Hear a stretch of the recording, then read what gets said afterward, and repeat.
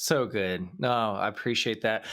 Yeah, what a gift that health, has been not to you, but I think of so many that, yeah, have been impacted in that decision. That's so awesome. And my wife and my Oh, kids, the most important. yes. Like my wife would not trade Carey in his 50s for Carey in his 30s. She Mm, loved me then, she loves me a lot more now. And you know what? We live in an age with social media has really changed our thinking. And yeah, some of your listeners have tens of thousands, hundreds of thousands of followers. I have lots of followers on social. It's great. Does it really matter if some guy in California thinks I'm amazing if my wife doesn't want to be in the same room with me? that's right. The guy in California is not coming to my funeral. My wife will be, I'm sure I'm going to predecease her.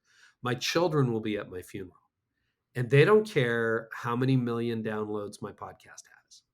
They don't care how many copies of my book I sold. They don't care what my last quarter was. And they honestly don't care how much money there was in the bank. What my Yeah. kids care about is, did he have time for me? Was he Mm, kind to me? Was he fully present? You think about those people who will be at your funeral. They're not the thousands of people you're trying to impress right now. mm. They're the people who often get the leftovers because you're so busy giving it all at work. So I've said to my kids who are now 31 and 27, I've said, I wish I could get my 30s back because I'd be a more and they're like, oh, dad, it wasn't that bad. I'm like, I don't know.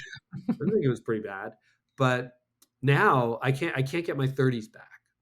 Yeah. But I've tried to be a much more attentive, present, loving, focused dad. And at the end of the day, if everybody unfollows you and your family and your friends love you, you've had a successful life and your relationship with Jesus is intact. You've done great.